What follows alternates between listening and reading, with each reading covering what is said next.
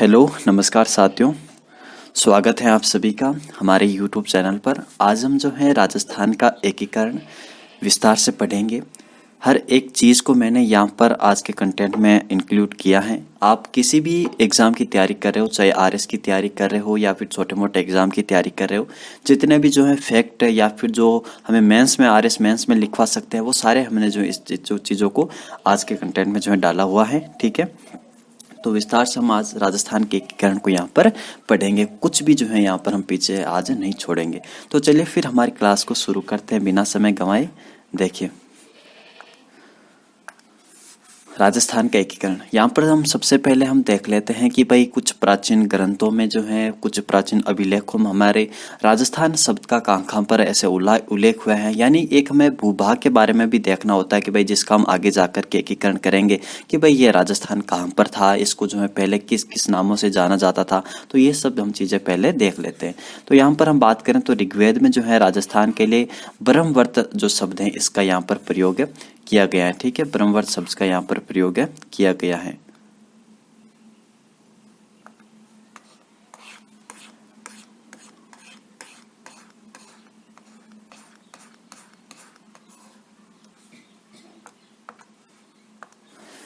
रामायण में जो है राजस्थान के लिए मरुकांतार शब्द का यहाँ पर प्रयोग किया गया है। और अगर हम राजस्थान शब्द की हम बात करें तो राजस्थान द्वितीय शब्द के रूप में हमें मिलता है, जो हमें 682 विक्रम संवत का एक बसंतगढ़ अभिलेख है, शिलालेख है, जो हमें सिरोही में खिमल माता मंदिर से मिला है। उसमें जो है राजस्थान द्वितीय शब्द का यहाँ पर उल्लेख मिलता है। ये जो बसंतगढ़ शिलालेख है हमारा, ये चावड़ा शासक वर्मलाद के समय का है। हालांकि जब हम शिलालेख अभिलेख वगैरह पढ़ते हैं तो वहाँ पर हम उसको डिटेल से पढ़ते हैं बसंतगढ़ अभिलेख को। यहाँ पर हम थोड़ी सी जानकारी ले लेते हैं कि भाई बसंतगढ़ जो शिलालेख है वो चावड़ा शासक वर्मलाद के समय का है। और इस शिलालेख से हमें दास प्रथा के बारे में भी जानकारी मिलती है, अन्य जानकारी और भी हमें मिलती है। राजस्थान के लिए अगर राजपूताना शब्द का प्रयोग किया है किसी ने तो जॉर्ज थॉमस ने किया है।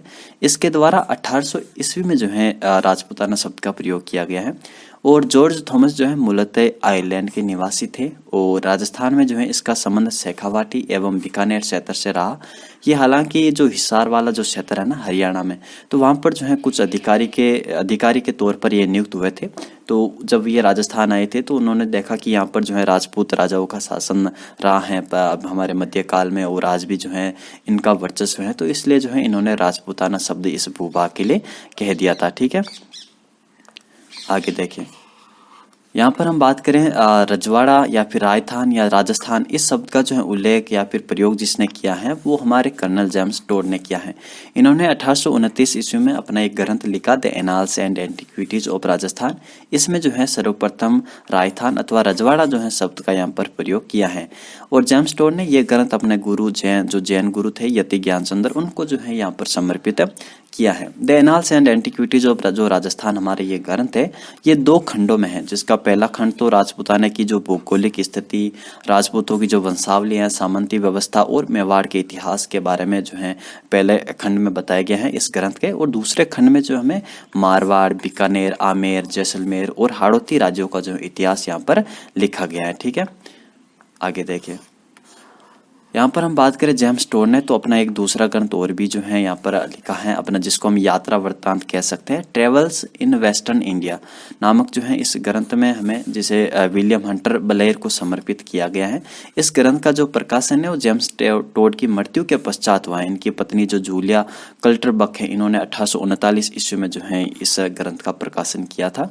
कर्नल जेम्स टोड को राजस्थान के इतिहास का पितामह और घोड़े वाला बाबा के नाम से जाना जाता है। हालांकि ये बातें जो है हमें यहाँ पर नहीं देखनी होती, लेकिन जब हम राजस्थान का एकीकरण कर ही रहे हैं तो भूभाग के बारे में भी जान लेते हैं कि ये भूभाग कहाँ पर है और इस भूभाग को किन किन ग्रंथों में, किन किन अभिलेखों में किस नाम से यहाँ पर जाना गया है। ठीक है, आगे की हम बात करें तो राजस्थान के एकीकरण को हम विस्तार से पढ़ना शुरू करते हैं। तो यहाँ पर बात आती है कि भाई हमारा जो राजस्थान है ये 26 जनवरी 1950 ईस्वी को राजपूताना का जो नाम बदल करके राजस्थान रखा गया था। हालांकि इससे पहले यानी 26 जनवरी 1950 से पहले जो ये राजस्थान वाला जो भूभाग है इसको राजपूताना ही कहा जाता था। चाहे सरकार के जो ऑफिशियल जो रिकॉर्ड हैं या फिर जो सरकार जो है राजस्थान के भूभाग को संबोधित करके कोई काम करवा रही है तो वहाँ पर वो राजपूताना ही लिखती थी। ठीक है, तो 26 जनवरी 1950 ईस्वी को राजपूताना का नाम बदल करके राजस्थान रखा गया था। वहीं राजस्थान अपने वर्तमान स्वरूप में यानी इसका नाम वैधानिक नाम तो राजस्थान ये 26 जनवरी 1950 ईस्वी को ही आ गया, लेकिन जो आज हम वर्तमान स्वरूप देखते हैं, क्योंकि आपको पता है कि 7वें चरण में भी जो है कुछ राजस्थान के स्वरूप में परिवर्तन हुआ है। जैसे कि सिरोंज वाला जो क्षेत्र है वो मध्य प्रदेश को दे दिया गया था, सुनेल टप्पा को जो है यहाँ पर राजस्थान में मिला लिया गया था। तो इस प्रकार जो है 7वें चरण में भी जो है एकीकरण की प्रक्रिया हुई थी। तो इस प्रकार जो आज वर्तमान स्वरूप है ना हमारा राजस्थान एकीकरण जो हुआ है वो वर्तमान स्वरूप में 1 नवंबर 1956 को ही आया है। इसलिए 1 नवंबर को राजस्थान स्थापना दिवस भी यहाँ पर मनाया जाता है। ठीक है, अब यहाँ पर हम बात करते हैं राजस्थान के एकीकरण की। तो ये 7 चरणों में यहाँ पर पूरा हुआ है और इस प्रक्रिया में हम बात करें तो कितना समय लगा था, हालांकि आपको याद रखना चाहिए 18 मार्च से हमारा जो है ये एकीकरण की प्रक्रिया शुरू हुई थी, 18 मार्च 1948 से, जो आगे चल करके 1 नवंबर 1956 तक ये जारी रही थी प्रक्रिया। तो इस प्रकार आप देख सकते हो कि कितना टाइम लगा था। तो इस प्रक्रिया में 8 वर्ष 7 महीने और 14 दिन का यहाँ पर समय लगा था। थोड़ी सी हम बात कर लेते हैं कि राजस्थान का जो है किस प्रकार उस समय जो है भूभाग वगैरह था, क्योंकि हालांकि ये सब चीज़ें हम आगे बढ़ते जाएंगे कि कितनी कितनी रियासतों का किस संघ में विलय किया गया था, ये सारी हम चीज़ें देखेंगे उस समय वहाँ का शासक कौन था। लेकिन फिर भी जो हम अगर ऊपरी तौर पर हम बात करें तो एकीकरण के समय राजस्थान में 19 रियासतें यहाँ पर थी और 3 ठिकाने थे और 1 केंद्र शासित प्रदेश था। हालांकि हम देखेंगे कौन कौन से जो है केंद्र शासित प्रदेश है और कौन से ठिकाने हैं। रियासतें की हम बात करें तो रियासतें तो आप लोग जानते हैं कौन कौन सी रियासतें हैं। हालांकि जब हम एकीकरण की प्रक्रिया हम देखते जाएंगे, जब हम चरण पढ़ते जाएंगे तो उस समय जो है ये सारी रियासतें आती जाएगी। ठीक है, राजस्थान की हम रियासतों की हम बात करें तो प्राचीनतम रियासत कौन सी है, तो हमारी आप जानते हैं मेवाड़ उदयपुर है, जिसकी स्थापना गुहादित्य ने की थी। गुहिलादित्य ने ये जो है 565 ईस्वी में इसकी स्थापना की गई थी। और राजस्थान की जो नवीनतम जो रियासत है हमारी उसके बारे में भी आप जानते होंगे, ये हमारी रियासत झालावाड़ थी और इसकी स्थापना जो झाला मदन सिंह ने यहाँ पर की थी और 1838 में इसकी स्थापना हुई थी। और झालावाड़ जो है अंग्रेजों के द्वारा स्थापित एकमात्र रियासत थी जिसे कोटा से अलग करके यहाँ पर बनाया गया था और इसकी राजधानी हम बात करें तो झालरा पाटन रखा गया था। ठीक है, झालरा पाटन रखा गया था।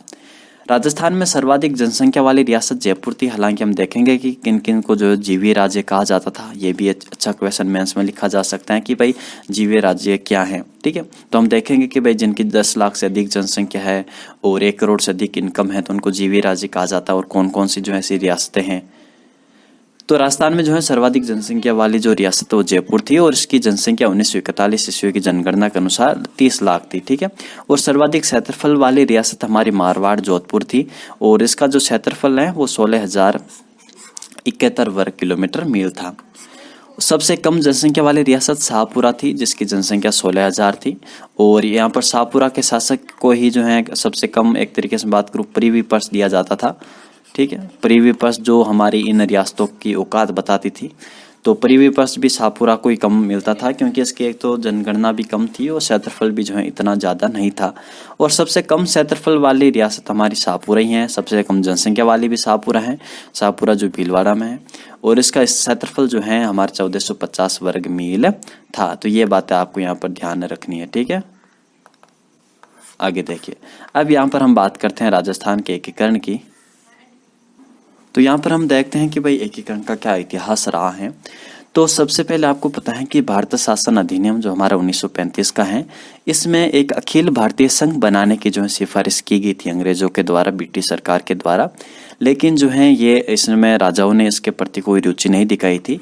आपको पता है कि उस समय जो है ये भारत नाम का ऐसा कुछ भी मौजूद नहीं था, एकता इसमें नहीं थी, या फिर जो आज की जो हम कह सकते हैं कि जो हमारे भारत माता के प्रति जो प्यार है या फिर जो एकत्व है या फिर इसके जो मैं कह सकता हूँ कि आपको जो लगाव है आपको भारत देश के प्रति, उस समय जो है ऐसा कुछ नहीं था। सभी जो है लोगों को अपने रियासत के प्रति ऐसा लगाव था, जैसे कि जोधपुर वाले लोग हैं, मारवाड़ वाले लोग हैं, तो वो जो है एक तरीके से बात करूँ अपना सर्वे सर्वा जो है जोधपुर के राजा को मानते थे, महाराजा को मानते थे।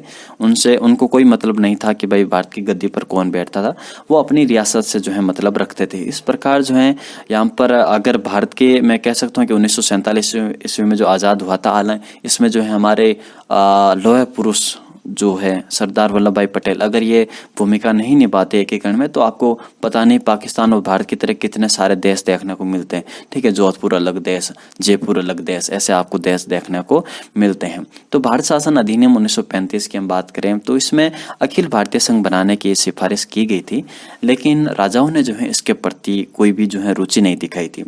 1939 ईस्वी में जो है वायसराय लिनलिथ को, इन्होंने जो है राजाओं को मिलकर एक अखिल भारतीय संघ बनाने का सुझाव दिया था, लेकिन इसके प्रति भी जो है राजाओं ने कोई रुचि नहीं दिखाई थी। मैं आपको आगे बताऊंगा कि सभी ऐसे जो है जैसे राजस्थान में कई राजाओं ने मिलकर के वागड़ संघ बनाने की कोशिश की थी, कई ने जो है राजस्थान यूनियन बनाने की कोशिश की थी, तो सभी जो है अपना स्वार्थ देखते थे। आपको पता है कि आज भले ही आप जो है राजपूत राजाओं को या कई अन्य राजाओं को, अन्य जाति के राजाओं को आप भले ही आप आदर्श मानते होंगे, लेकिन जो आज के हम भारत की बात करें तो ऐसा कुछ वहां पर मौजूद नहीं था। सभी रियासतों को, सभी राजाओं को अपनी रियासत से प्यार था।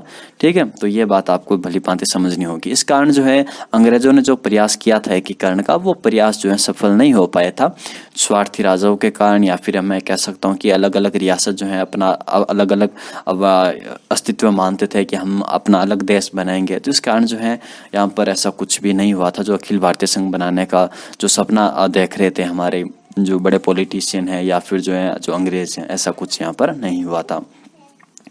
1942 में आपको पता है कि क्रिप्स मिशन आता है, तो और 1946 में हमारा कैबिनेट मिशन, इसमें भी जो है अखिल भारतीय संघ बनाने की सिफारिश की गई थी, लेकिन कुछ ऐसा यहाँ पर सफल नहीं हुए थे ये अंग्रेज लोग। 25 से 26 जून यहाँ पर अब हम देखते हैं कि भाई जो राजस्थान के जो शासक हैं, जो राजस्थान की जो रियासतों के जो शासक है, जो राजा हैं, इन्होंने अपने स्तर पर क्या प्रयास किया था एकीकरण का। हालांकि हम आगे देखेंगे कि भाई जो हमारे रियासती विभाग हैं उसने जो है किस प्रकार काम किया था, वीपी मेनन ने, सरदार वल्लभ भाई पटेल ने किस प्रकार काम किया था, वो तो हम देखेंगे। लेकिन यहाँ पर हम देखते हैं कि भाई जो राजस्थान के जो राजा हैं, जो राजस्थान के शासक हैं, उन्होंने अपने स्तर पर क्या प्रयास किया था एकीकरण में, या फिर मैं कह सकता हूँ कि एकजुट होने में, कुछ अपना संघ बनाने में। तो ऐसा ही कुछ आता है हमारा महाराणा भूपाल सिंह, जो उदयपुर के राजा थे, महाराणा थे। इन्होंने जो है प्रयास किया था राजस्थान यूनियन बनाने का, कि भाई हम जो है क्या बनाएंगे, राजस्थान यूनियन बनाएंगे। ठीक है, और यहाँ पर हम बात करें इसमें कौन कौन से शासक शामिल होंगे, तो गुजरात, राजपूताना और मालवा, इनके 22 राजाओं ने जो है यहाँ पर आगे आए थे राजस्थान यूनियन को बनाने के लिए। यानी 25-26 जून 1946 को, कब 25-26 जून 1946 को उदयपुर के महाराणा भूपाल सिंह ने जो है उदयपुर में राजाओं का एक सम्मेलन आयोजित किया था। और कहाँ पर किया था, तो उदयपुर में आयोजित किया था। कौन आगे आ रहे हैं सम्मेलन को आयोजित करने में और संघ को बनाने में, तो महाराणा भूपाल सिंह आगे आ रहे हैं। इसमें जो है गुजरात, राजपूताना, मालवा, इनके जो है 22 राजाओं, ये आपको पता है कि मालवा और राजस्थान के तो कुछ ऐसे ही संबंध रहे हैं, एकदम कटुर, मैं कह सकता हूँ कि कड़वे संबंध भी रहे हैं और मधुर संबंध भी रहे हैं। लेकिन अगर वर्तमान स्थिति की हम बात करें तो हमारे जो है मालवा से मधुर संबंध, आपको पता है कि जो आगे चल करके हम पढ़ेंगे राजस्थान में जो है प्रजामंडल में, या फिर जो राजस्थान के स्वतंत्रता में, जो जन जागृति में जो हमारी महिलाओं का जो योगदान रहा था, तो जो हम कह सकते हैं कि जो महिलाएं हैं, जो नेतृत्व करने वाली महिलाएं अधिकांश जो है मालवा से ही होंगी। ठीक है, एमपी से ही होंगी। तो राजपूताना और मालवा के भी जो है वैवाहिक संबंध भी बहुत सारे रहे हैं। तो इस प्रकार गुजरात, राजपूताना और मालवा, इनके 22 राजाओं ने जो है एक संघ बनाने की, मैं कह सकता हूँ जिसका नाम राजस्थान यूनियन रखा गया था, उसको जो है बनाने का सुझाव यहाँ पर दिया था। हालांकि ये आगे जाकर के सफल नहीं हो पाया था। ठीक है, सभी जो है शासक फिर अपने अपने स्वार्थ में लग गए थे, या फिर मैं कह सकता हूँ अपने अपने काम में लग गए थे, और वो जो है फिर इसके बारे में राजस्थान यूनियन के बारे में सोचे नहीं थे। केवल सम्मेलन आयोजित किया था और मिलकर के ये तय किया गया था कि हम जो है राजस्थान यूनियन बनाएंगे। ठीक है, तो इतनी बातें आपको यहाँ पर सबसे पहले ध्यान रखनी है। आगे हम बात करें तो जो है आगे और एक सम्मेलन बुलाया महाराणा भूपाल सिंह ने कि भाई राजा, कोई जो अन्य जो राजा हैं, जो 22 राजा हमारे हैं, मैं बात करूं मालवा, गुजरात और राजपूताना के, तो इन्होंने जो है जब रुचि नहीं दिखाई थी, तो यहाँ पर 1 मई 1947 को संवैधानिक सलाहकार थे उस समय हमारे के.एम. मुंशी। आपको पता है कि जब मेवाड़ प्रजामंडल पढ़ते हैं तो आपने के.एम. मुंशी का नाम जरूर सुना होगा लास्ट में जाकर के। जाकर के कि भाई के एम मुंशी ने जो है संविधान में संशोधन किया था, सुझाव दिया था, ठीक है, संशोधन किया था, लेकिन प्रजामंडल वालों ने नहीं माना था। फिर जो है मोहनलाल मेहता ने जो है संशोधन किया था संविधान में, तो उसको प्रजामंडल ने स्वीकार किया था। तो वहां पर आपने संवैधानिक सलाहकार के रूप में के एम मुंशी का नाम जरूर सुना होगा। तो संवैधानिक सलाहकार जो है के एम मुंशी की सलाह पर भोपाल सिंह ने जो है पुणे राजाओं का सम्मेलन बुलाया था, लेकिन राजाओं ने जो है फिर इसके प्रति रुचि नहीं दिखाई थी।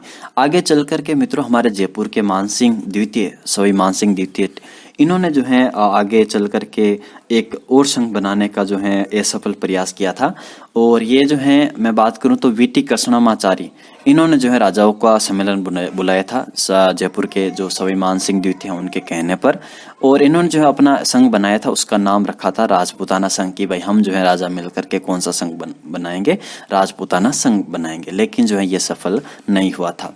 फिर हम बात करते हैं तो कोटा वाले जो शासक हैं और झालावाड़ यानी जो हाड़ौती वाले शासक हैं, इन्होंने मिलकर के एक हाड़ौती संघ बनाने का जो है सफल प्रयास किया था, जिसमें जो है कोटा के महाराज भीम सिंह ये आगे आए थे कि भाई हम बनाते हैं। और फिर जो है इन्होंने बूंदी, झालावाड़ इनके जो है शासकों को शामिल कर लिया था कि भाई हम जो है मिलकर के हाड़ौती संघ बनाते हैं, लेकिन ये भी जो सफल नहीं हो पाया था।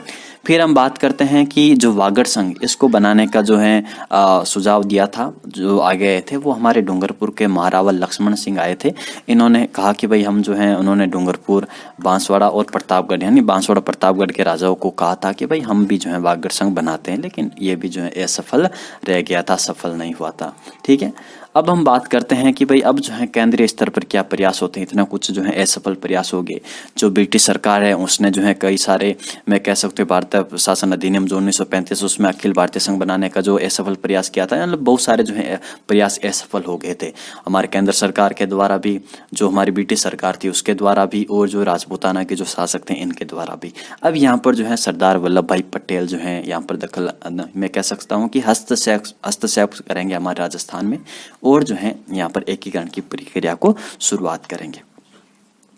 तो देखिए यहाँ पर जो है, यहाँ पर सबसे पहले क्या बनाया जाता है, रियासती सचिवालय बनाया जाता है, और इसकी स्थापना 5 जुलाई 1947 को होती है। 5 जुलाई 1947 को इसका मुख्यालय जो है दिल्ली में रखा गया, और अध्यक्ष जो है सरदार वल्लभ भाई पटेल को बनाया गया, और इसका सचिव जो है वीपी मेनन को बनाया गया। ठीक है, तो ये जो है रियासती सचिवालय की स्थापना की गई थी कि भाई हम जो है यहाँ पर मिला करके एक जो है एक मैं कह सकता हूँ कि केंद्रीय स्तर पर एक बॉडी बनाते हैं, और फिर हम जो है एकीकरण का प्रयास करते हैं, ताकि एक जब हम संगठित प्रयास करेंगे ना एकीकरण का, तो यहाँ पर हमें कुछ सफलता देखने को मिलेगी।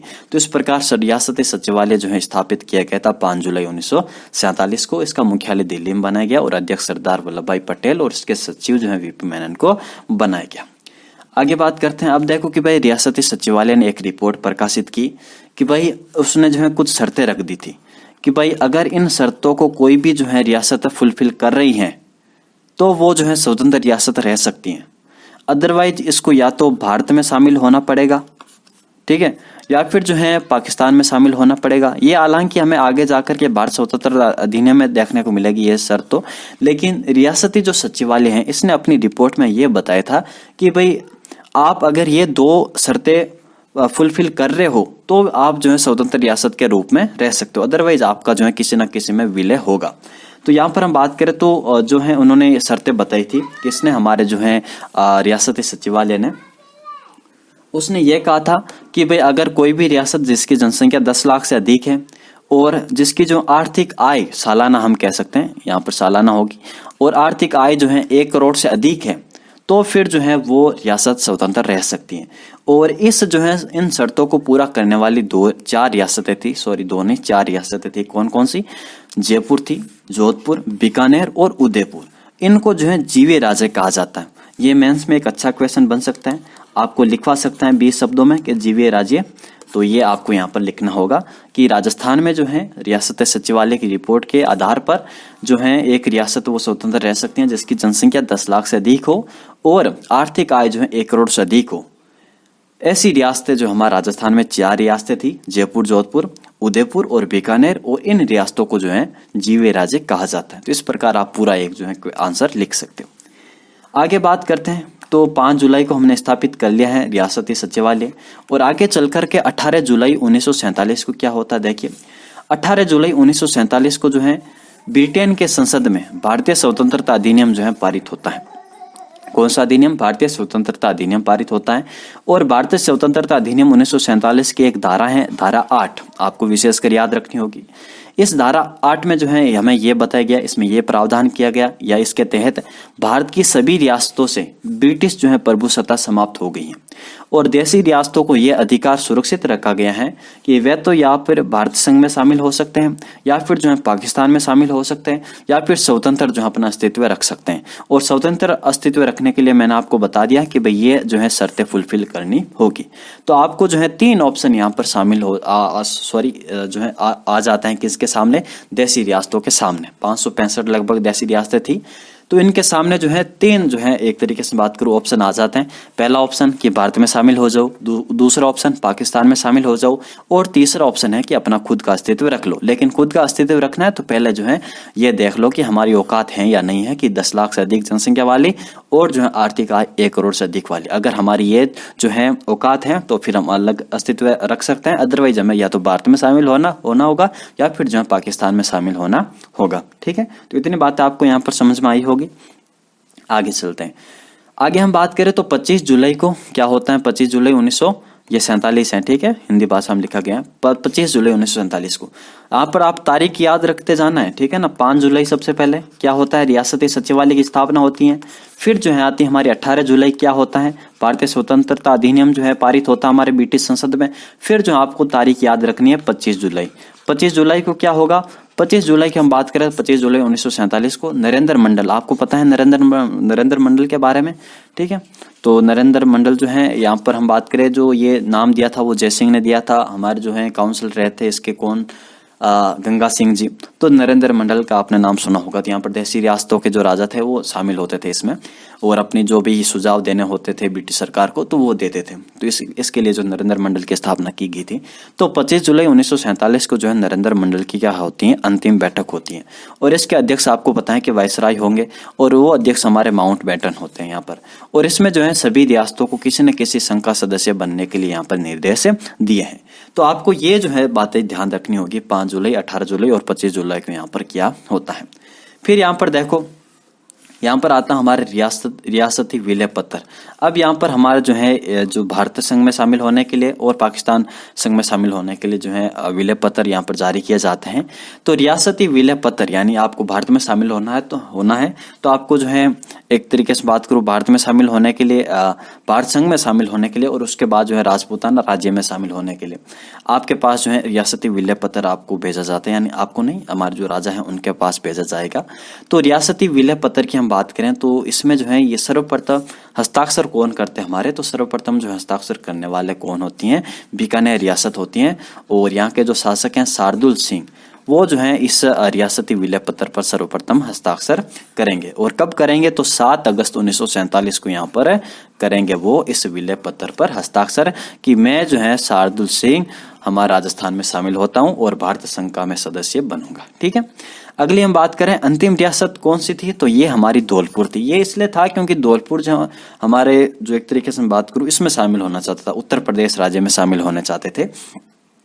ठीक है, धौलपुर और जो है भरतपुर वाले, हालांकि उनकी जो संस्कृति है वो उत्तर प्रदेश से मिलती जुलती हैं। जो संस्कृति वो साझा करते हैं, जो ब्रज संस्कृति हम कह सकते हैं वहां पर। तो ये जो धौलपुर है ये चाहती है कि मैं वहां पर जाऊंगा, उत्तर प्रदेश में जाऊंगा, लेकिन यहाँ के जो राजा हैं फिर उनको समझाते हैं वगैरह वगैरह जो भी होते हैं, तो फिर जो है ये राजस्थान में शामिल होते हैं। तो ये जो है धौलपुर हमारी अंतिम रियासत होगी और धौलपुर के जो शासक उदय भान सिंह यहाँ पर शासक होंगे। इन्होंने जो है 14 अगस्त 1947 ईस्वी को रियासती विलय पत्र पर हस्ताक्षर किया था। तो ये बात आपको यहाँ पर ध्यान रखनी, कब? 14 अगस्त 1947 को। 5 जुलाई, 18 जुलाई, 25 जुलाई याद होगी। अब आपको 7 अगस्त और 14 अगस्त भी याद कर लेना है। ठीक है, अब यहाँ पर देखते हैं कि राजस्थान में ठिकाने, तो ठिकाने कौन कौन से थे? तो 3 ठिकाने थे और वहाँ के आपको शासक भी याद करने होंगे और ये ठिकाने कहाँ पर हैं। तो राजस्थान के जो है एकीकरण के समय जो है राजस्थान में 3 ठिकाने थे। और आपको एक बात और बता देता हूँ कि जैसे ये रियासत है कोई भी, इसी रियासत में कोई ना कोई ठिकाना होगा और जैसे ये रियासत राजपूताना में शामिल होगी, एकीकरण में शामिल होगी, वैसे ही जो है उसके साथ ठिकाना भी जो है एक साथ शामिल हो जाएगा। ऐसा नहीं कि ठिकाना जो है अलग से जो है रियासत होगी शामिल राजपूताना के एकीकरण में, और फिर जो है ठिकाना हो रहा नहीं। जैसे रियासत होगी, अगर उसमें कोई ठिकाना है तो वो भी जो है उस रियासत के साथ जो चला जाएगा उस संघ में। तो ये बात आपको भली भांति समझनी है, ठीक है। तो एकीकरण के समय जो है राजस्थान में 3 ठिकाने थे। एक तो हमारा निमराना होगा जो अलवर में है, कहाँ पर है, अलवर में है। और दूसरा कुशलगढ़ होगा जो बांसवाड़ा में है। और तीसरा हमारा लावा होगा जो टोंक में है, ठीक है। तो नीमराणा के वहां के शासक कौन थे, तो राव राजेंद्र सिंह थे। कुशलगढ़ के शासक राव हरेंद्र सिंह थे। और लावा के शासक वंश प्रदीप सिंह, यहाँ पर बस कर सकते हो या फिर वंश कर सकते हो, कुछ भी कर सकते हो, आपको प्रदीप सिंह याद रख लेना, ठीक है। राव राजेंद्र सिंह, राव हरेंद्र सिंह और वंश प्रदीप सिंह यहाँ के शासक थे, ठीक है। तो तीनों ठिकानों को आपको नाम ध्यान रखने होंगे, तो ये नाम आपको यहाँ पर याद रखने होंगे। क्षेत्रफल की इस दृष्टि से सबसे बड़ा ठिकाना कौन सा था, तो कुशलगढ़ ठिकाना था हमारा। और सबसे छोटा ठिकाना जो है लावा था। नाम भी देखो, लावा सबसे छोटा है और कुशलगढ़ नाम सबसे बड़ा है। तो इस प्रकार आप ध्यान रख सकते हो, ठीक है। अब यहाँ पर बात आती है जो केंद्र शासित प्रदेश की। तो राजस्थान के में जो है एकीकरण के समय एक ही केंद्र शासित प्रदेश था, वो हमारा अजमेर मेरवाड़ा था। और आपको पता है कि यहाँ पर जो है धारा सभा काम करती थी।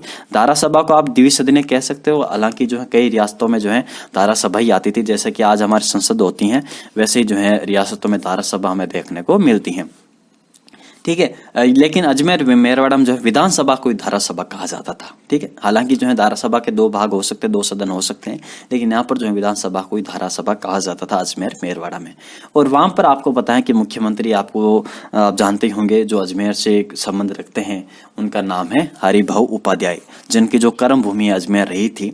तो इसमें जो है हमारे इस सभा में कुल कितने सदस्य थे, तो 30 सदस्य यहाँ पर इसमें थे धारा सभा में। और इस विधानसभा के जो मुख्यमंत्री थे वो हरिभाऊ उपाध्याय थे। और अजमेर मेरवाड़ा आपको पता है कि शीर्ष श्रेणी का राज्य था। आपको पता है कि ए, बी, सी और डी प्रकार के जो राज्य होते थे ब्रिटिश सरकार में, उस समय जो ए की हम बात करें तो ब्रिटिश प्रांत को ए में रखा जाता था, और बी में जो है देसी रियासतों को रखा जाता था, ठीक है, प्रिंसली स्टेट को रखा जाता था।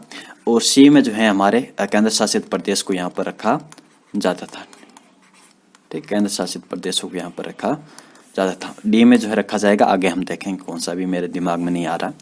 तो अब यहाँ पर हम शुरुआत करते हैं राजस्थान के एकीकरण के 7 चरणों की, ठीक है। तो शुरुआत करते हैं, एकदम देखो, एकदम डायग्राम के साथ है, हर एक चीज मैंने इंक्लूड की है। मंत्रिमंडल भी अलग से पढ़ेंगे, क्या कुछ जो है इस संघ का जनसंख्या है, कितना कुछ क्षेत्र है, कितनी वार्षिक आय है। आजकल एग्जाम में कहीं से भी क्वेश्चन आ सकता है, तो आपको सारे वो याद रखने होंगे। प्रथम चरण को हम पढ़ते हैं। यहाँ पर राजस्थान के एकीकरण की हम बात करें तो 7 चरणों में जो है राजस्थान का एकीकरण पूरा हुआ था। 8 वर्ष लगभग समय लगा था इसमें, ठीक है। तो देखिए प्रथम चरण की हम बात करें तो प्रथम चरण के में जो है राजस्थान में जो संघ बनाया गया था उसका नाम रखा गया था मत्स्य संघ। क्या रखा गया था? मत्स्य संघ, मत्स्य संघ। और ये जो है ये चरण एक तरीके से बात करूं कंप्लीट हुआ था, या फिर इसमें जो है सभी शासक शामिल हुए थे जो इसमें शामिल होना चाहते थे मत्स्य संघ में, वो हुए थे 18 मार्च 1948 को जो है इसका उद्घाटन किया गया था इस संघ का। यहाँ पर हम बात करें तो देखो अलवर के जो शासक थे तेज सिंह, भरतपुर के शासक थे ब्रजेंद्र सिंह, धौलपुर के शासक उदयभान सिंह और करौली के शासक गणेश पाल सिंह। और अलवर में जो साथ में आ जाएगी हमारा कौन सा ठिकाना? निमराना। और निमराना में कौन होंगे? राव राजेंद्र सिंह। इनमें हम बात करें तो राज्यों में भौगोलिक, जातीय और आर्थिक दृष्टिकोण से जो है समानता होने के कारण इन राज्यों का एक संघ बना दिया गया था, और इनके अंदर निमराना ठिकाने को मिलाकर जो है मत्स्य संघ का यहाँ पर निर्माण किया गया था। तो इन जो चारों जो रियासतें हैं इनका अपना जातीय, भौगोलिक, आर्थिक दृष्टिकोण जो है ये समानता रखते हैं, ठीक है। एक तरह की हम कह सकते हैं यहाँ पर मिट्टी पाई जाती है, जो आर्थिक क्रियाएं होती हैं वो भी जो है लगभग समान होती है। मैदानी जो क्षेत्र है यहाँ पर, ठीक है, ये क्षेत्र तो मेवात क्षेत्र यहाँ पर कहा जाता है इस क्षेत्र को। तो ये जो है इन क्षेत्रों में एक तरीके से भौगोलिक, जातीय, आर्थिक दृष्टिकोण से समानता है। तो इन जो है सारे शासकों ने एक साथ आकर के एक संघ बना दिया था मत्स्य संघ। यहाँ पर हम बात करें तो ये आपको मत्स्य संघ ये नाम किसने रखा था, या फिर किसने सिफारिश की थी कि भाई ये जो संघ बनेगा तो इसका हम नाम मत्स्य रखेंगे? आपको पता है कि यहाँ पर पहले मत्स्य जनपद था। मत्स्य जनपद की राजधानी जो विराटनगर थी यहाँ पर। तो मत्स्य जो संघ रखने की जो सिफारिश है, जो नाम रखने की जो सिफारिश है, हमारे के.एम. मुंशी ने की थी। किसने की थी? के.एम. मुंशी ने यहाँ पर की थी। इससे पहले जो है इसके राजधानी के बारे में, राजप्रमुख के बारे में जानने से पहले कुछ बातों को यहाँ पर हम जानते हैं। तो देखिए कि 1948 में हम बात करें, 1948 ईस्वी में जो है गांधी जी की आपको पता है कि हत्या हुई थी 30 जनवरी को। तो गांधी जी की हत्या पर जो है अलवर के महाराजा तेज सिंह का नाम आया था और उनके पीएम जो है एनवी खर्रे, इनको संदेह में लेते हुए दिल्ली बुला लिया गया था और CS वेंकटाचार्य को जो यहाँ पर अलवर का प्रशासक नियुक्त किया गया था। तो ये बात आपको यहाँ पर ध्यान रखनी है। यानी जब जो है एकीकरण हुआ था ना, राजस्थान का एकीकरण जब हो रहा था, एक तरीके से बात करूं, जब मत्स्य संघ बनाया जा रहा था, तो उस समय जो है हमारे अलवर के जो तेज सिंह है वो यहाँ पर नहीं मौजूद थे। कहाँ पर? अलवर में।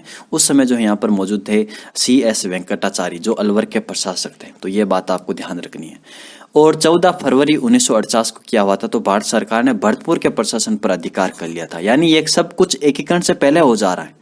मत्स्य संघ बना ना, कब बना मत्स्य संघ? आपको पता है 18 मार्च को बना।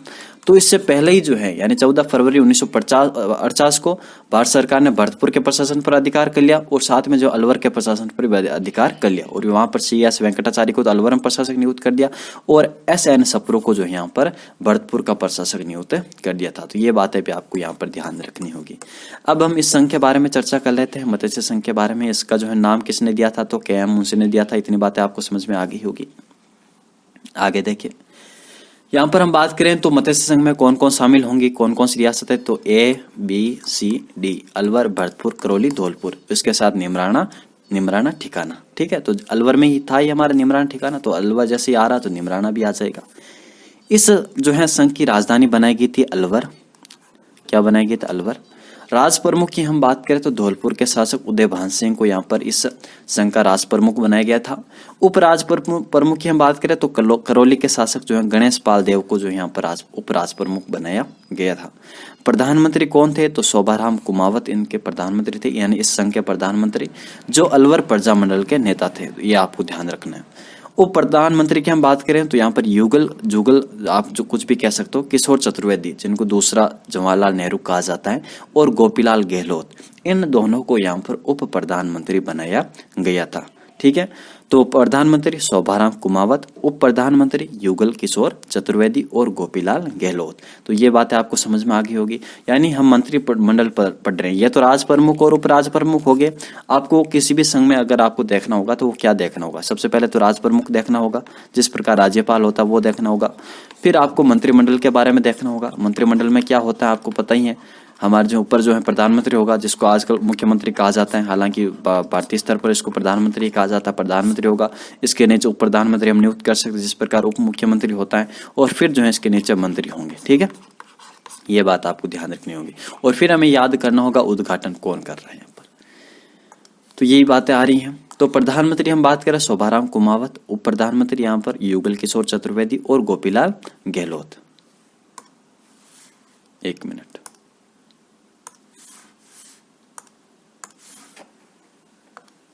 ये बात समझ में आ गई होगी।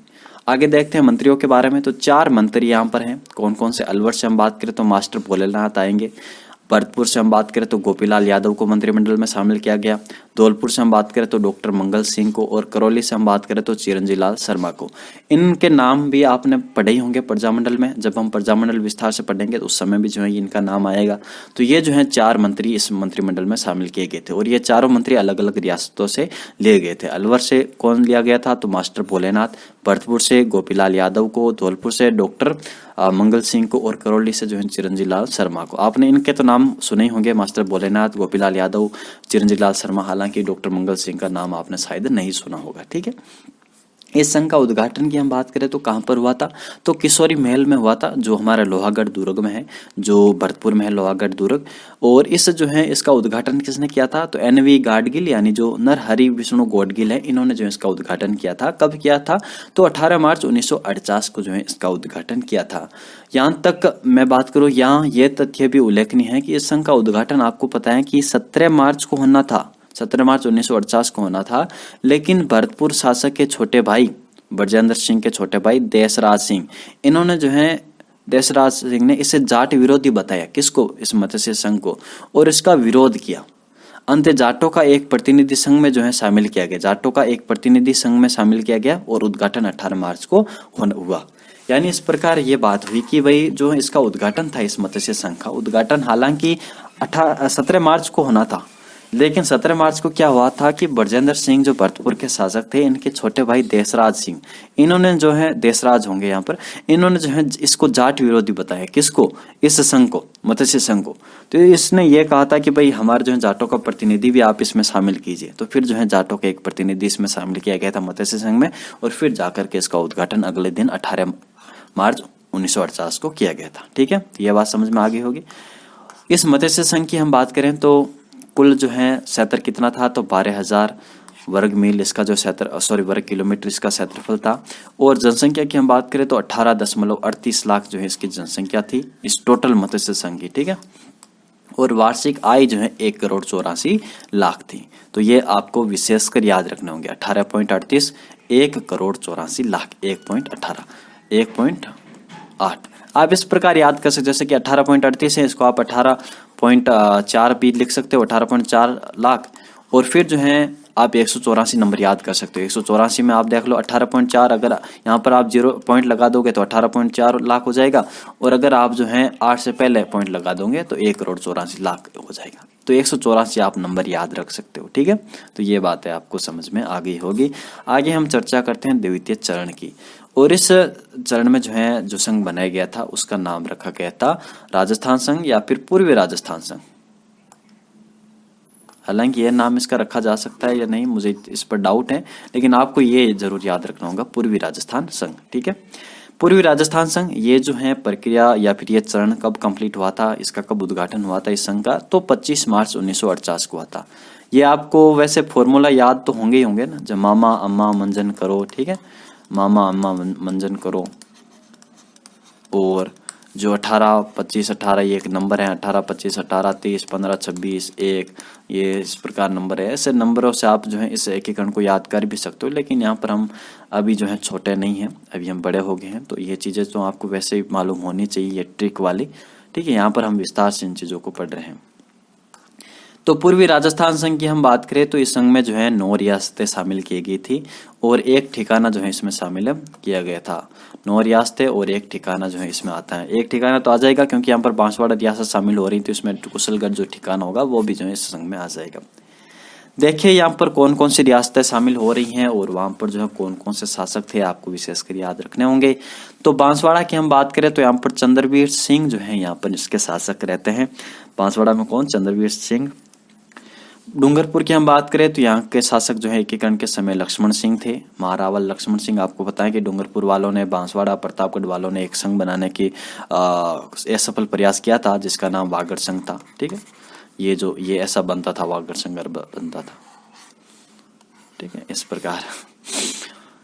तो बांसवाड़ा में जो चंद्रवीर सिंह, हालांकि आपको पता ही है चंद्रवीर सिंह का नाम आपने सुना ही होगा। इन्होंने ये कहा था कि भाई जब उसने रियासती विलय पत्र पर हस्ताक्षर किया था तब उन्होंने एक स्टेटमेंट भी दिया था कि भाई मैं जो है अपने डेथ वारंट पर हस्ताक्षर कर रहा हूँ। ये उन्होंने इसलिए कहा था क्योंकि अब जो है रियासत का अस्तित्व समाप्त हो जाएगा और उनका कोई वर्चस्व नहीं रहेगा, तो उन्होंने जो है इस संबंध में जो है ये स्टेटमेंट दिया था। प्रतापगढ़ की हम बात करें तो इनके नाम का ही एक शासक था, प्रताप सिंह, अंबिका प्रताप सिंह इसका पूरा नाम था। शाहपुरा, आपको पता है सुदर्शन देव का नाम सुना होगा। शाहपुरा रियासत ही थी जिसने सबसे पहले जो मैं कह सकता हूँ उत्तरदायी शासन इसको स्वीकार किया था। किसने? शाहपुरा ने। सुदर्शन देव ही थे उस समय शासक, इन्होंने पहले ही घुटने टेक दिए थे शाहपुरा प्रजामंडल के सामने। किशनगढ़ की हम बात करें तो किशनगढ़ के शासक हमारे, ठीक है, तो किशनगढ़ के शासक हमारे सुमेर सिंह है। और टोंक के जो है अजीजुद्दौला, आपको पता है कि ये एक मुस्लिम रियासत थी। बूंदी के जो है बहादुर सिंह थे और झालावाड़ में हरिश्चंद्र सिंह, कोटा के भीम सिंह और कुशलगढ़ ठिकाने के हरेंद्र सिंह। तो ये आपको शासकों के नाम भी ध्यान रखने होंगे। तो इस चरण में 9 रियासतें और एक ठिकाना शामिल हो रहा है। और बांसवाड़ा के चंद्रवीर सिंह, डूंगरपुर के लक्ष्मण सिंह, प्रतापगढ़ के अंबिका प्रताप सिंह, शाहपुरा के सुदर्शन देव, किशनगढ़ के सुमेर सिंह, टोंक के अजीजुद्दौला, बूंदी के बहादुर सिंह, झालावाड़ के।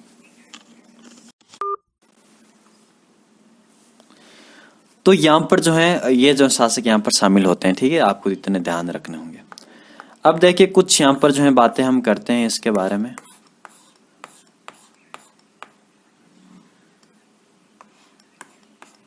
हालांकि हमें इसके बारे में एक्स्ट्रा कुछ नहीं पढ़ना, केवल ये देख लीजिए कि भाई इसके प्रधानमंत्री, राज प्रमुख, उपराज प्रमुख वगैरह। ठीक है, देखिए यहाँ पर इस संघ की जो है राजधानी रखी गई है कोटा। कौन सी राजधानी रखी गई है? कोटा। तो यहाँ पर जो है राज प्रमुख कौन बनेंगे, तो हमारे भीम सिंह बनेंगे जो कोटा के शासक होंगे। यहाँ पर देखिए उल्टा हुआ था मत्स्य संघ में, यहाँ पर राजधानी अलवर रखी गई थी, लेकिन राज प्रमुख जो है किसको बनाया गया था, धौलपुर के शासक उदयभान सिंह को। लेकिन पूर्वी राजस्थान संघ की हम बात करें तो इसकी राजधानी तो कोटा रखी गई थी, लेकिन जो राज प्रमुख बनाया गया था वो भी हमारे कोटा के शासक को ही बनाया गया था। ये बातें मैं आपको इसमें अंतर करते हुए बताना चाह रहा हूँ, ठीक है। तो ये आपको इन रियासतों की वैसे ट्रिक भी है ना, आपको वैसे याद होगा इसके बारे में, ट्रिक के बारे में। राज झाड़ू शायद यही होगा, झाड़ू बाबू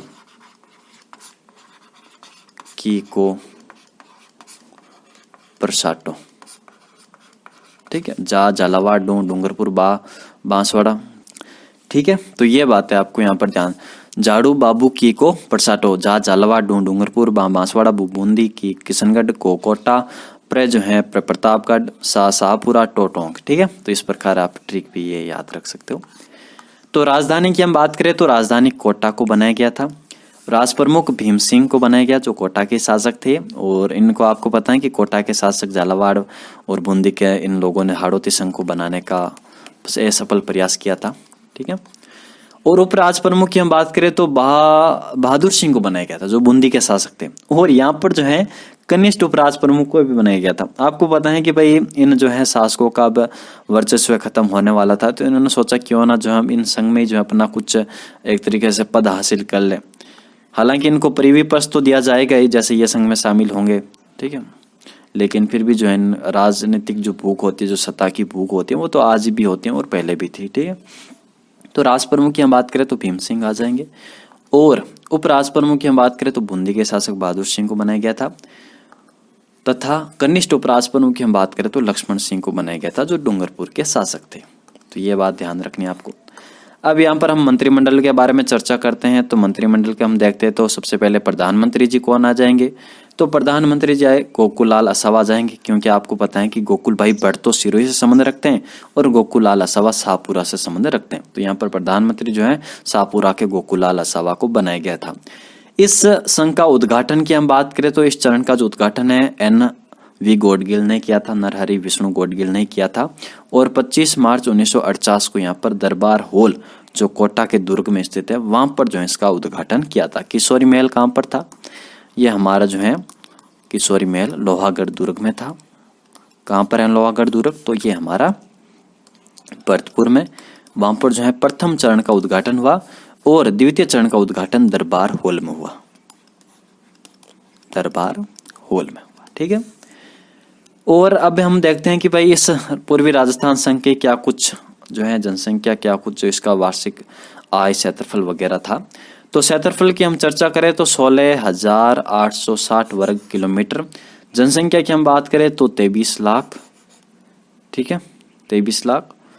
और जो वार्षिक आय है ये मेरे हिसाब से 2 करोड़ यहाँ पर होनी है, ठीक है, 2 करोड़ यहाँ पर होगी, 200 करोड़ तो ज़्यादा हो जाएगी, 2 करोड़ होनी होगी, 2.00 आप लिख सकते हो यहाँ पर, ठीक है, 2 करोड़ वार्षिक आय। और जनसंख्या जो है लगभग 23 लाख यहाँ पर जनसंख्या थी। तो ये बात आपको ध्यान रखनी है। बांसवाड़ा के शासक चंद्रवीर सिंह का स्टेटमेंट एग्जाम में पूछा जाता है। क्या है स्टेटमेंट, मैं अपने डेथ वारंट पर हस्ताक्षर कर रहा हूँ। जब इन्होंने जो है एकीकरण विलय पत्र पर हस्ताक्षर किया था तो उस समय जो इन्होंने ऐसा कुछ कहा था, यहाँ पर आपको ध्यान रखना है। इतनी बातें जो हैं आपको सबसे पहले पता होनी चाहिए। हालांकि कुछ और भी बातें आती हैं यहाँ पर। ये बात आती है कि भाई शाहपुरा और किशनगढ़ ये जो रियासत हैं ये अजमेर में मिलाने का जो है इनको प्रयास किया गया था। अजमेर जो हमारा केंद्र शासित प्रदेश था कि भाई इन शाहपुरा को और किशनगढ़ आपको पता है अजमेर में ही है और शाहपुरा भीलवाड़ा में, तो ये अजमेर के नज़दीक ही है। तो इन्होंने सोचा कि हम अजमेर केंद्र शासित प्रदेश में शामिल हो जाते हैं, लेकिन ये प्रयास भी असफल हुआ था। और ये बात भी आपको भलीभांति समझते होंगे कि 19 रियासतें थी, 19 रियासतों में जो है इनको तोपों की सलामी दी जाती थी उनकी हैसियत के आधार पर। तो शाहपुरा और किशनगढ़ की इतनी हैसियत नहीं थी कि इनको भाई तोपों की सलामी दी जाए। और शाहपुरा के शासक को तो परिवी पर्स भी बहुत कम दिया जाता था, हजारों में दिया जाता था, बाकी को जो लाखों में दिया जाता था। अब हम बात करते हैं तृतीय चरण की। तो तृतीय चरण की हम बात करें तो इसमें जो है संघ का नाम रखा गया राजस्थान। कौन सा राजस्थान? संयुक्त राजस्थान। अब इसमें ऐसा क्या कुछ होगा अलग से, तो कुछ नहीं होगा। पूर्वी राजस्थान में एक हमारी रियासत हो जाएगी शामिल। और पूर्वी राजस्थान में रियासत कौन सी शामिल हो जाएंगी, आपको पता है कि भाई डूंगरपुर, बांसवाड़ा, प्रतापगढ़, शाहपुरा के नजदीक कौन सी रियासतें हैं, तो उदयपुर ही है। तो यहाँ पर उदयपुर को जो है शामिल किया जाएगा। ठीक है, उदयपुर में उसमें राजसमंद भी शामिल ही था। तो पूर्वी जो है राजस्थान की हम बात करें तो पूर्वी राजस्थान में उदयपुर शामिल कर लिया जाएगा। मुझे तो ये समझ में नहीं आ रहा कि उदयपुर पहले ही शामिल हो जाते तो ठीक ही रहता, 1-2 चरण कम हो जाते हमारे, लेकिन क्या करें। तो उदयपुर जो है यहाँ पर शामिल होती हैं पूर्वी राजस्थान संघ में। तो तृतीय चरण के अंतर्गत पूर्वी राजस्थान संघ के अंतर्गत उदयपुर को से मिला दिया जाता है और इसे जो है संयुक्त राजस्थान का नाम दिया जाता है। यहाँ पर हम बात करें तो इस दौरान जो है महाराणा भोपाल सिंह ने 3 शर्तें रखी थी। तो आपको पता है कि भाई महाराणा भोपाल सिंह जानी मानी हस्ती हैं, एक उदयपुर जो मैं कह सकता हूँ विश्वविख्यात हैं, क्योंकि यह विश्व में ऐसी रियासत हैं जो आज तक जिंदा है। यानी मैं कह सकता हूँ इतनी प्राचीन काल से जो चली आ रही हैं, आज भी यहाँ पर शासक जो है मौजूद है, राजा मौजूद है। हालांकि अब तो इनका वर्चस्व नहीं रहा, लेकिन आज भी राजघराना मौजूद है। तो ये जो है उदयपुर के जो शासक महाराणा भोपाल सिंह ऐसा तो जो है एकदम आसानी से तो शामिल होंगे नहीं, कुछ तो जो है टेंटरम करेंगे यहाँ पर। तो इन्होंने जो है महाराणा भोपाल सिंह ने इस पूर्वी राजस्थान संघ के सामने, या फिर मैं बात करूँ हमारे जो भारत सरकार के सामने, रियासती सचिवालय के सामने, इनके सामने जो है 3 शर्तें रखी थी कि भाई मेरी ये जो 3 शर्तें हैं या फिर ये जो पूरी कर दीजिए कंडीशन, फिर मैं जो है आपके इस संघ में शामिल हो जाऊंगा।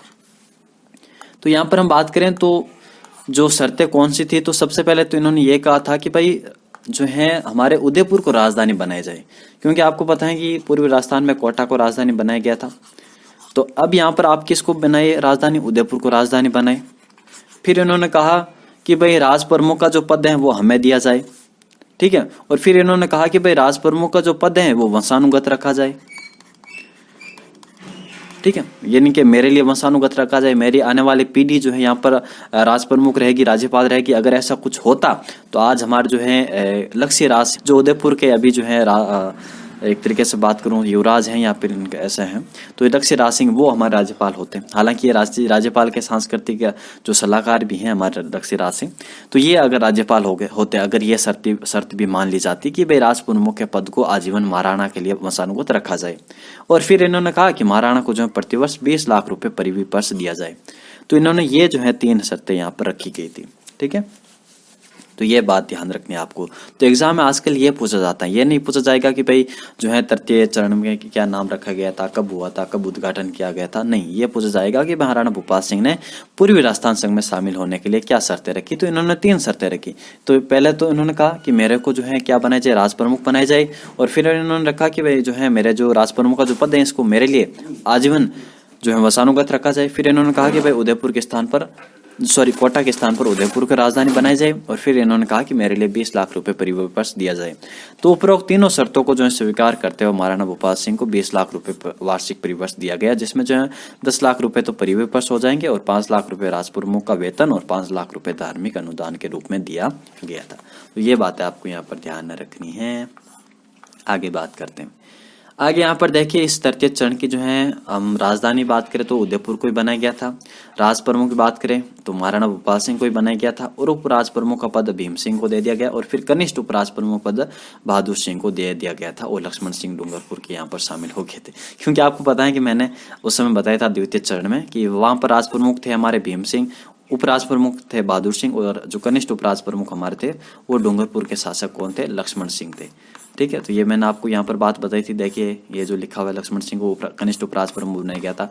अब यहाँ पर क्या हुआ, राज प्रमुख का पद तो जो है भोपाल सिंह के पास चला गया और उपराज प्रमुख जो है यहाँ पर जो पहले वाले राज प्रमुख यानी भीम सिंह वो उपराज प्रमुख बन जाएंगे और कनिष्ठ उपराज प्रमुख में जो है उपराज प्रमुख और हमारे कनिष्ठ उपराज प्रमुख जो द्वितीय चरण में थे उनको जो है कनिष्ठ उपराज प्रमुख तृतीय चरण में शामिल कर लिया था। तो ये बात ध्यान रखनी है आपको।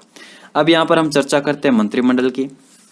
तो मंत्रिमंडल को हम देखें तो यहाँ पर प्रधानमंत्री किसको बनाया जाएगा, जो उदयपुर से आएगा कौन, माणिक्यलाल वर्मा को बनाया गया था और इनको प्रधानमंत्री बनाने की सिफारिश जो जवाहरलाल नेहरू ने की थी। अब यहाँ पर मंत्री किसको बनाया गया था, तो देखिए आपको पहले वैसे भी जो है यहाँ पर हम बात करें जैसे कि मैंने आपको ये बताया था द्वितीय चरण में, तो वहां पर मैंने आपको किसी भी मंत्री का नाम नहीं बताया। क्यों नहीं बताया, क्योंकि इसमें जो मंत्रिमंडल का निर्माण ही नहीं किया गया था। क्योंकि बहुत सारे मंत्री आ जाते हैं, यहाँ पर 9 रियासतें एक साथ शामिल हुई हैं, किसी भी चरण में सबसे ज्यादा रियासतें शामिल हो रही हैं। एक साथ तो 9 रियासतें शामिल हो रही थी, मंत्रिमंडल का यहाँ पर निर्माण नहीं किया गया था। 18, 25, 18 आपको ये याद होगा, 18, 25, 18। तो इस प्रकार जो है कुछ ही महीनों के लिए क्या मंत्रिमंडल का निर्माण किया जाए। तो यहाँ पर जो 18 अप्रैल को फिर जो है तृतीय चरण आ गया था। तो यहाँ पर अब जो है तृतीय चरण में मंत्रिमंडल का निर्माण किया जाएगा। तो यहाँ पर हम मंत्रिमंडल को हम देखते हैं कि भाई कौन कौन शामिल होता है मंत्रियों के रूप में। तो उदयपुर से जो है मंत्री आ जाएंगे प्रेम नारायण माथुर, मोहनलाल सुखाड़िया और भूरेलाल भैया, PMB, ठीक है। तो उदयपुर से प्रेम नारायण माथुर, मोहनलाल सुखाड़िया और भूरेलाल भैया। मोहनलाल सुखाड़िया और भूरेलाल भैया का तो नाम सुना ही होगा, प्रेम नारायण माथुर का आपको विशेषकर और नाम ध्यान रखना है। फिर कोटा से अभिन हरि आ जाता है, बूंदी से ब्रज सुंदर शर्मा आ जाता है, डूंगरपुर से भोगीलाल पंड्या आ जाता है। यानी इसमें बस इतने ही मंत्रियों को लिया गया था, 4 रियासतों के मंत्रियों को लिया गया था। भोगीलाल पंड्या का नाम सुना होगा, ब्रज सुंदर शर्मा का नाम नहीं सुना मुझे पता है, अभिन हरि का भी नाम आपने शायद ही सुना होगा। तो ये जो है इनको जो है मंत्रिमंडल में शामिल किया गया था तृतीय चरण के। आगे बात करते हैं। और उद्घाटन किसने किया, तो यहाँ पर संयुक्त राजस्थान का उद्घाटन जो हमारे जवाहरलाल नेहरू जी ने किया था, और यहाँ के प्रधानमंत्री माणिकलाल वर्मा को बनाने की सिफारिश भी इन्होंने ही दी थी, ठीक है। तो ये ध्यान रखना। और कहाँ पर किया गया था, तो 18 अप्रैल को किया गया था 1948 में, और ये किया गया था हमारे उदयपुर के सिटी पैलेस में। और संयुक्त राजस्थान संघ का क्षेत्रफल कितना, तो 29,777 वर्ग मील है। जनसंख्या आपको पता है कि भाई 9 रियासतों की जनसंख्या कमी है, लेकिन उदयपुर की जो है जनसंख्या ज्यादा ही है, यहाँ पर 10 लाख से तो अधिक ही है। तो 42 लाख यहाँ पर जनसंख्या हो जाती है, ठीक है। और वार्षिक आय कितनी हो जाएगी, तो 2 करोड़ तो उनकी थी और 1.16 करोड़ हमारे उदयपुर की थी। तो 3.16 करोड़ हमारे तृतीय चरण की वार्षिक आय हो जाएगी। आगे बात करते हैं। इस चरण में यह भी तय रखा गया था कि भाई संयुक्त राजस्थान संघ की जो विधानसभा का प्रतिवर्ष एक अधिवेशन कोटा में रखा जाएगा, क्योंकि आपको पता है कि भाई कोटा भी जो है एक विशेष स्थान रखता था उस समय राजनीति में।